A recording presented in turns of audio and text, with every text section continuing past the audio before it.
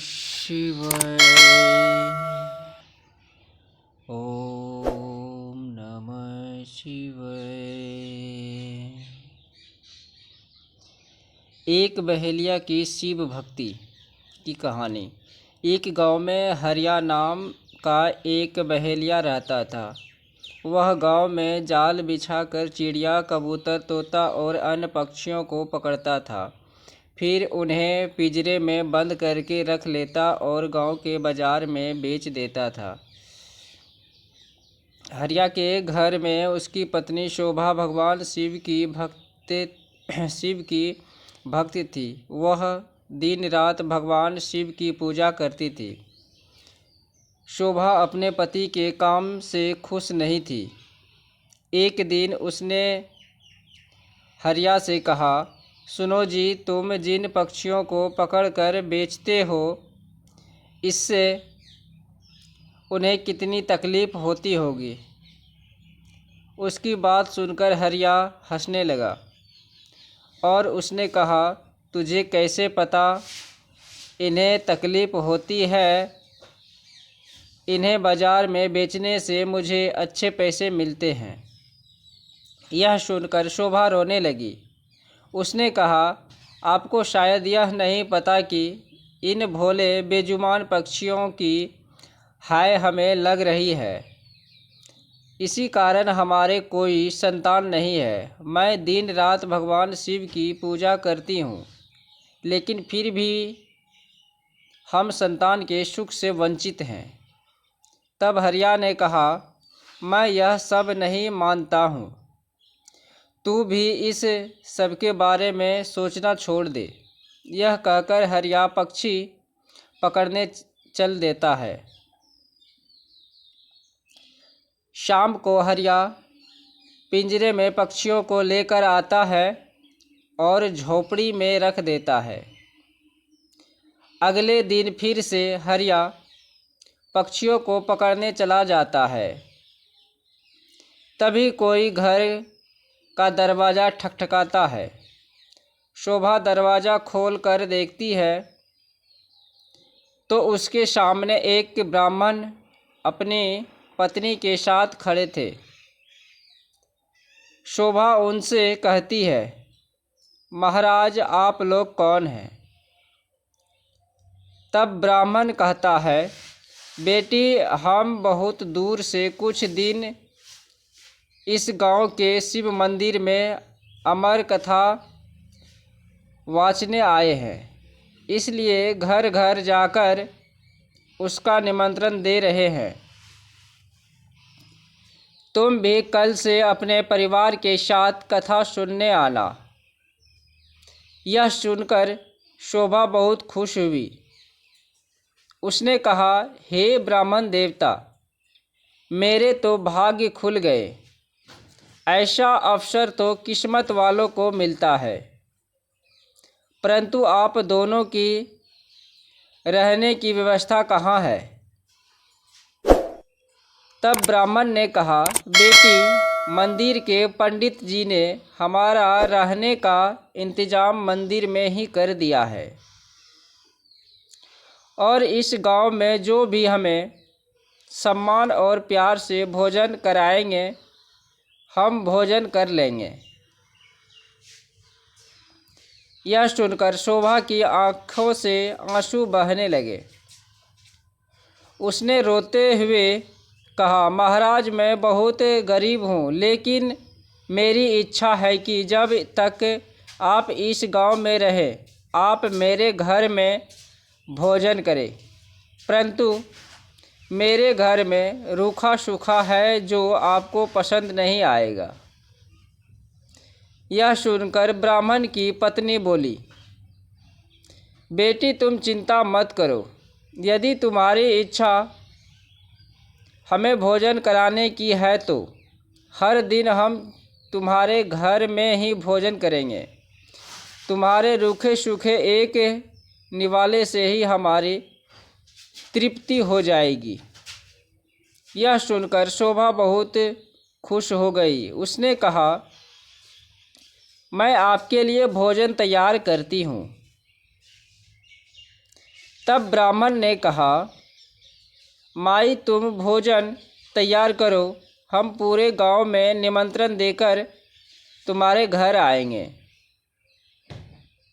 यह कहकर दोनों चले जाते हैं। शोभा भोजन तैयार करती है। कुछ समय बीत जाने के बाद दोनों पति पत्नी शोभा के घर भोजन करने आ जाते हैं। जब वे भोजन करने बैठते हैं तभी ब्राह्मण की नज़र पिंजरे में पक्षियों पर पड़ती है। वे उठ कर खड़े हो जाते हैं। शोभा उनसे पूछती है, महाराज क्या मेरे से कोई भूल हो गई? ब्राह्मण ने क्रोधित होते हुए कहा, तुमने इन बेजुबान पक्षियों को पिंजरे में कैद कर रखा है। हम तुम्हारे घर भोजन नहीं कर सकते। तुम भगवान शिव की अमर कथा सुनना चाहती हो और उनके प्रिय कबूतरों को तुमने कैद कर रखा है। यह कहकर वे चल देते हैं। शोभा उनके पैर पकड़ लेती है और कहती है, हे ब्राह्मण देवता, मेरे घर से रुष्ट होकर ना जाइए। मैं तो वैसे भी संतान सुख से वंचित हूँ। अगर आप भी बिना भोजन किए चले गए तो हमारा सर्वनाश निश्चित है। यह पक्षी मेरे पति ने पकड़े हैं। मैं अभी इन्हें आज़ाद कर देती हूँ। यह कहकर वह बाहर जाकर सारे पक्षियों को आज़ाद कर देती है। यह देखकर ब्राह्मण पत्नी सहित भोजन करते हैं और शोभा को सौभाग्यवती और पुत्रवती होने का आशीर्वाद देकर चले जाते हैं। शाम को जब हरिया आता है वह पिंजरा खाली देखकर शोभा से पूछता है। तब शोभा उसे सारी घटना बता देती है। हरिया गुस्से में कहता है, मैं इतनी मेहनत से पक्षी पकड़ कर लाया था और तूने सब उड़ा दिए। आज के बाद किसी को भोजन पर मत बुलाना। तब शोभा कहती है, मैंने तो उन दोनों को 7 दिन का न्योता दे दिया है। अब मैं पीछे नहीं हट सकती हूँ। उन्होंने मुझे सौभाग्यवती और पुत्रवती होने का आशीर्वाद दिया है। अमर कथा वाचने वाले सच्चे ब्राह्मण का आशीर्वाद कभी बेकार नहीं जाता। अगर उन्हें भोजन नहीं कराया और उन्हें गुस्से में श्राप दे दिया तो हमारा सर्वनाश हो जाएगा। आप केवल 7 दिन तक पक्षियों को मत पकड़ना, बाद में जो चाहे करना। हरिया को हार कर उसकी बात माननी पड़ी। वह बेमन से 7 दिन घर पर ही रहने लगा।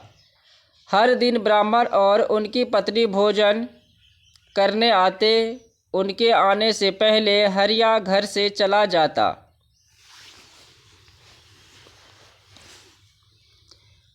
उसे यह सब पसंद नहीं था। शाम के समय शोभा कथा सुनने जाती। वह हरिया से भी चलने को कहती, लेकिन हरिया मना कर देता था। इसी तरह 6 दिन बीत गए। रात को शोभा ने हरिया से कहा, आपने मेरे कहने से 6 दिन पक्षियों को नहीं पकड़ा।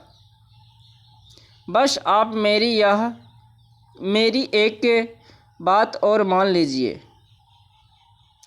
हरिया ने कहा, क्या बात है, वैसे भी मैं केवल कल ही घर पर रुकूंगा, परसों से अपने काम पर जाऊंगा।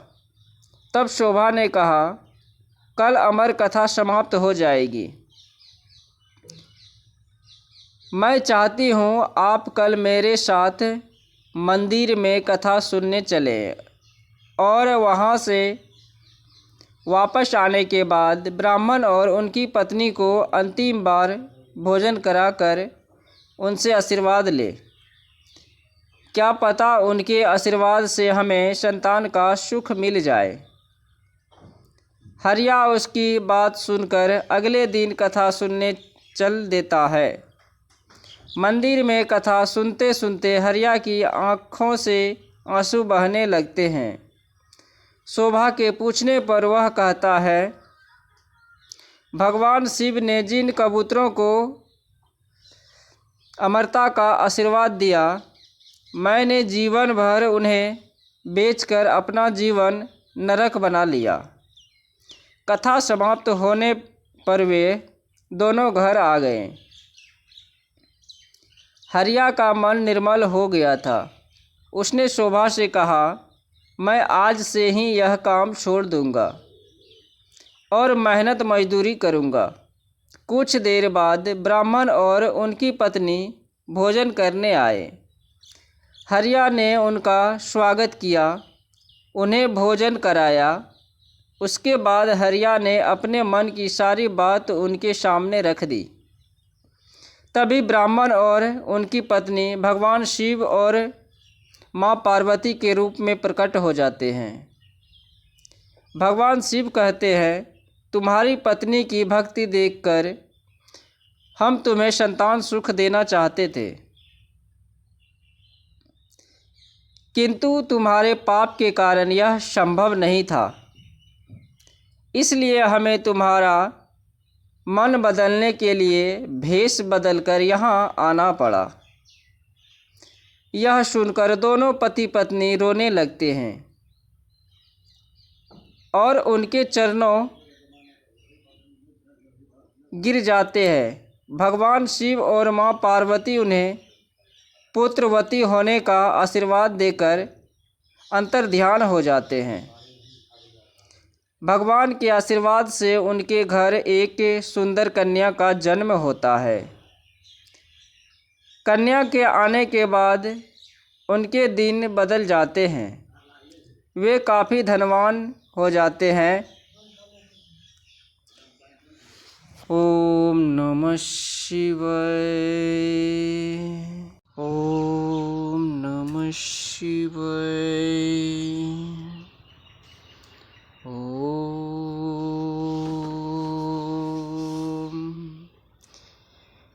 एक नन्ही सी चिड़िया अपने घोंसले में दो छोटे बच्चे के साथ रहती थी। एक दिन चिड़िया अपने बच्चों के लिए दाना लेकर आई तो चुन्नू मुन्नू बहुत खुश हुए। चुन्नू ने कहा, माँ, बहुत भूख लग रही है, पहले मेरे मुंह में दाना डाल दो। यह सुनकर मुन्नू कहने लगा, नहीं माँ, पहले मेरे मुंह में दाना डालो। चिड़िया ने दोनों के मुंह में दाने डाल दिए। उसके बाद चिड़िया ने कहा, यहाँ की फसल तो कट चुकी है, अब मुझे दाना चगने दूर गांव में जाना पड़ेगा। मैं कुछ दाने घोंसले में रख दूंगी, तुम थोड़े थोड़े खा लगना, मैं एक दिन बाद वापस आ पाऊंगी।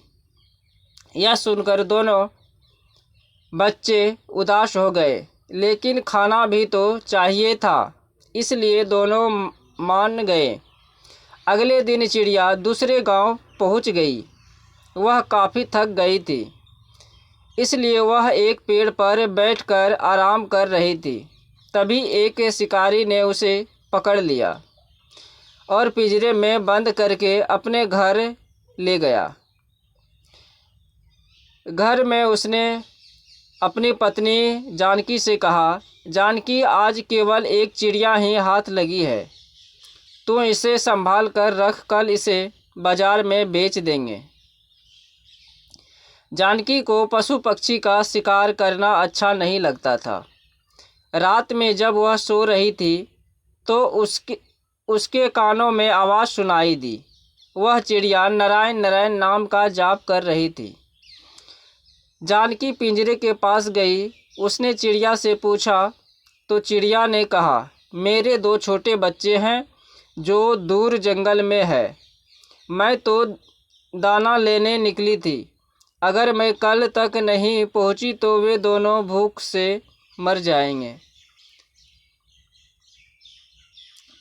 इसलिए मैं भगवान विष्णु को याद कर रही हूँ। वे आकर या तो मुझे बचा लें या मेरे बच्चों को दाना दे दे। जानकी ने कहा, हम तो शिकारी हैं, हमने कभी भगवान की पूजा नहीं की, लेकिन तुम नन्ही सी चिड़िया हो, तुम्हें लगता है भगवान विष्णु तुम्हारी रक्षा के लिए आएंगे? तब चिड़िया ने कहा, भगवान विष्णु जगत के पालनहार है, वे अवश्य आएंगे। जानकी ने कहा, मैं अपने पतिव्रत धर्म से बंधी हूँ, इसलिए मैं उन्हें धोखा देकर तुम्हें छोड़ नहीं सकती। लेकिन मैं यह देखना चाहती हूँ कि भगवान तुम्हारी रक्षा कैसे करते हैं। यदि तुम्हारी बात सत्य हुई तो मैं भी उसी समय से सब छोड़कर भगवान विष्णु की भक्ति करूँगी। यह सुनकर चिड़िया बोली, मुझे तो भगवान विष्णु पर विश्वास है, लेकिन लगता है भगवान ने तुम्हारे मन में भक्ति जगाने के लिए ही यह लीला रचाई है। सुबह जानकी ने यह सारी बातें अपने पति को बताई। तब उसने कहा, यह सब बेकार की बात है, आज मैं इसे बेच दूंगा और वे इसे खा जाएंगे। तब जानकी ने कहा, आप इसे छोड़ दीजिए, मेरे मन में इसके लिए दया भर गई है। इसके बच्चे रो रहे होंगे। लेकिन शिकारी नहीं माना। तब हार कर जानकी ने कहा, ठीक है, मैं भी आपके साथ चलूँगी। आज देख कि हूँ इस चिड़िया का विश्वास जीतता है या नहीं। शिकारी ने चिड़िया एक कसाई को बेच दी। शिकारी उसे काटने की तैयारी करने लगा। तब चिड़िया खुशी से झूमने लगी। उसे झूमता देख कर जानकी ने पूछा, अरे तुम मरने वाली हो और खुश हो रही हो? तब उस नन्ही चिड़िया ने कहा, मैं इसलिए खुश हूँ कि यदि मैं मरने वाली हूँ तो भगवान विष्णु ने मेरे बच्चों की रक्षा कर ली होगी। जैसे ही कसाई उसे मारने लगा, तभी वहाँ एक औरत आई और उसने कसाई से कहा, भैया मुझे यह चिड़िया दे दो, जितने पैसे चाहिए ले लो। कसाई वह चिड़िया उसे बेच दी। तब जानकी ने उससे पूछा, बहन तुमने यह चिड़िया क्यों खरीदी? तब उस औरत ने कहा, मेरा बेटा बचपन से गूंगा है। मुझे एक साधु बाबा ने मुझे यहाँ भेजा और बताया था कि एक चिड़िया की बलि दी जा रही है। उसे बचाकर उसका जूठा पानी अपने बेटे को पिलाना, वह बोलने लगेगा। मैं सही समय पर आ गई। वह औरत चिड़िया का जूठा पानी लेकर उसे आज़ाद करके चली गई। तब चिड़िया ने कहा, देखा, भगवान विष्णु ने मुझे और मेरे बच्चों को मरने से बचा लिया। यह सुनकर जानकी और शिकारी की आंखों से पानी बहने लगा। उसकी बात सुनकर शिकारी और उसकी पत्नी जानकी के साथ उस कसाई ने भी अपना काम छोड़ दिया और दिन रात भगवान विष्णु की भक्ति में लग गए। भगवान विष्णु की कृपा इस संसार के सभी जीवों पर बनी रहे, यही हमारी प्रार्थना है।